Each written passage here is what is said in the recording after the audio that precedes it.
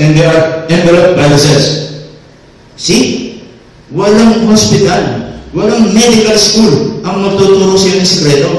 Pero si Dr. Flores, tinuturo ko sa inyo. Yes! Idol, Doc, idol. Bisita ko mga doktor. Alam mo kung sino nakakita niyan? Nung gathering namin ng UP, PGH, Cancer Symposium. Mga doktor, sabi ko, anybody here who knows where the virus come from? Walang nagtataas. Anybody here who knows the medicine of the virus? Nagtataas sila. Mga sinabi mga variety of ano. Okay. Pero kung natatanggalin nyo, ako, ang sasabihin ko, natatanggal ko kasi I know my medicine. I don't know if you know your medicine. Hindi na nagtaas. Yan po ang totoo niyan. Ang virus po ay gawa sa abnormal DNA na hindi nagtuloy. Bakit yung nasabing hindi nagtuloy? Dapat, pag may DNA ka, meron ka rin RNA para maging protina ng katawan mo para may bago kang cells. Yan po ang susi sa regeneration of new cells. Kaya yung mga bata pa, di ba, matagal ang pag-edad nila. Because yung regeneration nila, very fast. Pag may edad na, ang regeneration natin, very low. And slower and slower and slower. Yung meron mga taong bata pa, mukhang matanda na. Yan na yun. Sira ang mga DNA. Merong matanda na, mukhang bata pa, lumalaban yun sa aging process. Nire-repair niya ang kanyang mga sirang DNA. Yun, no? Ako niya? Ako yun, no? Ikaw yun, ha? Ikaw yun. So, don't you know that hygiene repairs your DNA and renew your body? Hindi mo babalik ang itong listed? Yes! Hydrogen repair your DNA to renew your body in the form of DNA replication and RNA transcription to translate into protein, which is the central dogma of your regeneration. Diba mo? Kung sila spiritual, meron born again, sa cells, meron din regeneration of new cells. Okay? Pero pag ikaw wala kang produkto natin, even your brain cells will not regenerate. Naku mo point? So you must drink a lot of this so that you become new again. Yes. Okay ba? Yes. This is not to promote Clipster product. This is to promote the secret of hydrogen. Kaya lang, wala ka nang makuha ditong hydrogen. Di ba? Meron gin, walang hydro. Tama. Yes. Okay? So, when you drink this technology, your chromosomes na magulo-magulo will be properly realigned, restructured. Then the chromosomes will be assembled once again. Will be assembled once again to become a healthy chromosomes of your being, signifying kung lalaki ka o babae ka at the 23rd. At the 23rd of chromosomes, tinitingnan po dyan ang mga chromosome reader. Kung ikaw ay doon sa FBI,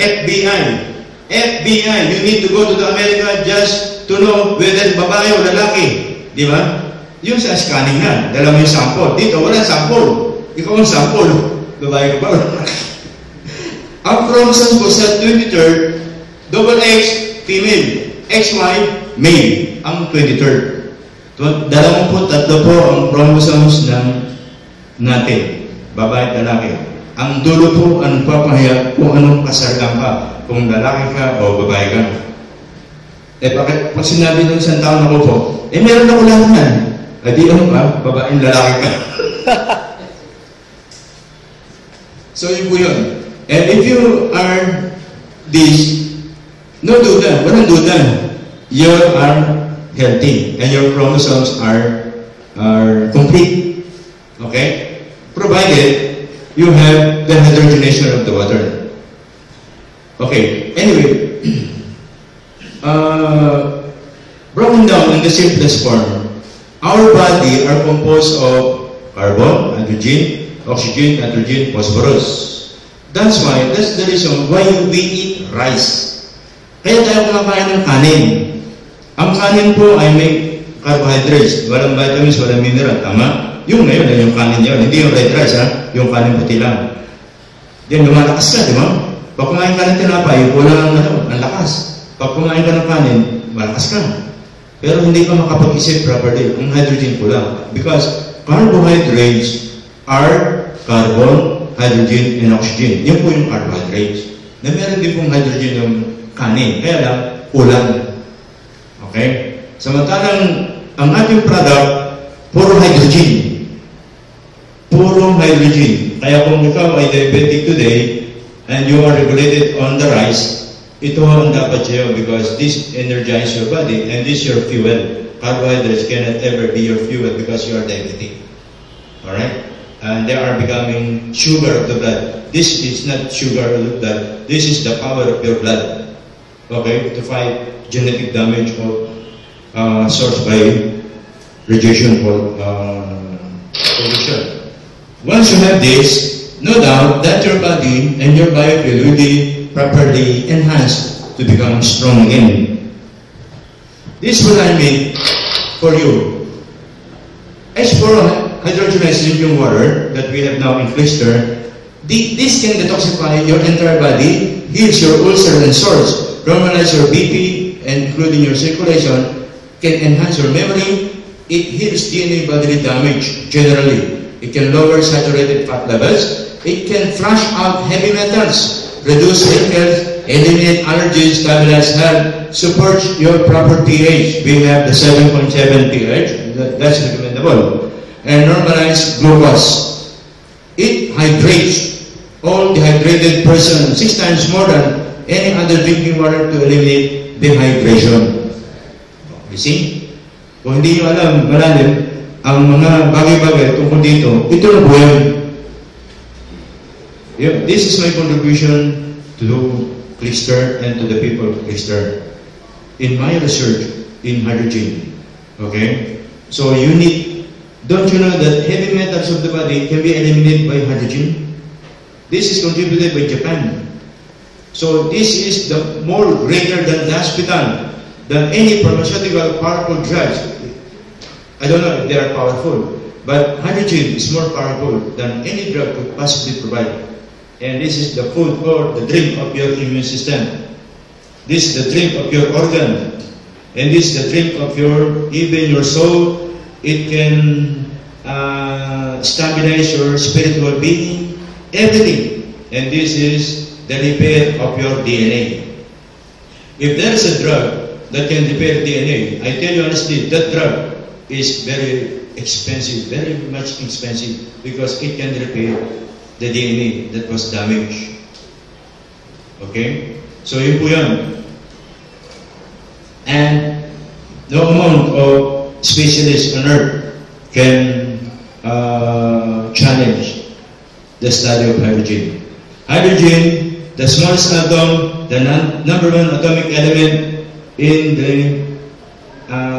chemical periodic table. Kung nag-aaral tayo ng chemistry at physics, di ba?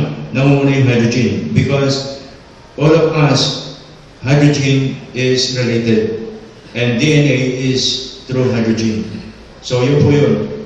From time to time, even you walk outside, your hydrogen is dangerous in your body because you are exposed to electrification invisibly and insensibly sa labas. Kahit hindi ka pa nagsiselfone, hindi mo napansin, for the whole day, stress ka. Pag uwi mo ng bahay, halos hindi ka makatulog. Pero once you have this, Flister H4O, gaganda ang tulog mo. Gaganda ng gising mo. Araw-araw yan. Sabihin mo ng mahal. Ano ba, mas mahal? Hospital o ito? Hospital. Eh, yung hospital, hindi nga kaya ka eh. Pero ito, kaya ka eh. So, kung mas mahal pa ngayon, ito, konti lang, nakakaya ka nito, dito ka na. Nakatipid ka pa. Yes. Ganun yun. Do not think this is expensive. Expensive lang ito kapag ang tao ignorant. But if the person is intelligent, this is cheap. Mura po ito compared to other drink. Ang binabayaran mo dito yung technology, hindi yung packaging, hindi yung itsura niya. Ito po ay gawa sa Japan. Speaking of honesty, diligently, we rely on Japan. We don't like somehow other countries. But in Japan, they're serious. I have a friend from other hydrogen company. She is Japanese, Filipina. Sabi na po. Sabi niya, during tsunami time of Japan, ang mga tao daw nakapila on the food rationing. Tapos nakapila sila, parang yung tabi ng kalsada, eskaparate, nandun yung mga pagkain na nakasalamin. But they are good citizen. Walang bumabasag ng mga salamin, ganun food rationing na to. Sa Pilipino, wala nang pila. Babalatan na yung mga display na nakawin na yun, di ba? Yung mga pagkain. Sa kanila, hindi. Disiplinado. Nakapila. Pag ito sa dulo, food rationing. Rasyon ng pagkain. Pero nandiyan yung mga market na kasalamin ng mga pagkain. Meron mga may-ari, of course. Ganun sila ka-discipline. At sabi nitong babae, yun daw nagbigay ng alarm that tsunami is coming, na-fail. Dalawa daw ang nagsuicide doon, nag-harkiri. Ganun sila. They are serious and they are honest na hindi natin nakita sa iba. Hindi ko naman pala kung sinabing perfect sila, di ba? Meron din meron. Meron naman ano, di ba? Alam mo na yun. Yung mga may bayoneta, may sindikato pa rin. Ang pinag-usapan natin dito yung trend of business. So speaking of business, the packaging, I believe in them. Nanggaling ko sa China, nanggaling ko sa US, nanggaling ko sa South Korea. Kumbaga, ginala ko na yung mga countries. Nakita ko ang hinahanap ko in Japan. Ganun po ako. Okay nyo? Samantalang nag-aaral ko sa Shanghai. Meron akong anti-cancer doon. Nag-aaral ko sa Hong Kong. Pero nakita ko ang integrity ng Japan in making the product. Sumunod ako. Nandito sa Philippines, nakalabel sa atin, so wala nakakalam ng source. Very good in business. Capture mo ang market. So walang pupunta sa Japan. Pupunta ka sa Twister. Yes! Alam mo, meron po tayo na naman. Kapag nangyari yun, balansin po ang dugo natin. Kompleto red blood cell, kompleto white blood, kompleto platelet. So walang makadevelop ng dengue. Dengue po ay virus pero hindi po sa DNA. Siya po ay galing sa lamok. So hindi lahat po ng virus galing sa DNA. Yung iba galing sa insekto. Aedes aegypti type of mosquito, siya po yung nag-iimit ng virus in dengue. Pero kung ang platelets mo is on the right level, you will not undergo dengue or you will not afflicted or attacked by dengue. So, pag may na-dengue, hindi naman lahat tayo na-dengue, di ba? Yung lamang, mahina ang immune system and the blood composition is abnormal. If you drink this hydrogen product of Twister today, beginning from now on, honestly, I tell you, truthfully, you develop a healthy living. Ako po, kita nyo, wala pang Twister, ngayon ako dumating dito sa piling ninyo. Pero, napag-ingat ang katawan ko. Hindi na bumalik ang cancer since 2001. I never suffer flu, common cold, sipon. Dahil ako, virus na dyan. Pinatay ko na ng virus sa katawan ko. Kaya lang, nakakapagod. Kasi, wala pang blister. Ito, iinom ka lang. Mamatay ng mga virus. Yes! Iinom ka lang. Ang cancer cells hindi madidevelop kung meron pang natitira, ma-neutralize po siya. This is not a miracle of saying. This is technology, what I say to you. Proven na po ito. Ang hapon po ang gumagamit. At ang totoo niya, kahit tignan mo sa internet, meron na po silang hydrogen car. Okay? Ako naman po, nag-aral din po ako ng automotive ng aeroplano. Meron din tayo dito gasoline-driven car, diesel-driven car. But in Japan, meron silang hydrogen hybrid car na pinapatakbo ng hydrogen gas. Okay? Yung rocket ship po, ang fuel niya, hindi po aviation gas. Pang Boeing 747 lang yun. Ang bumubuhat doon sa tatlong doble ng 747 pataas, bakal yun, ha? Malalaki. hydrogen fuel. The most powerful fuel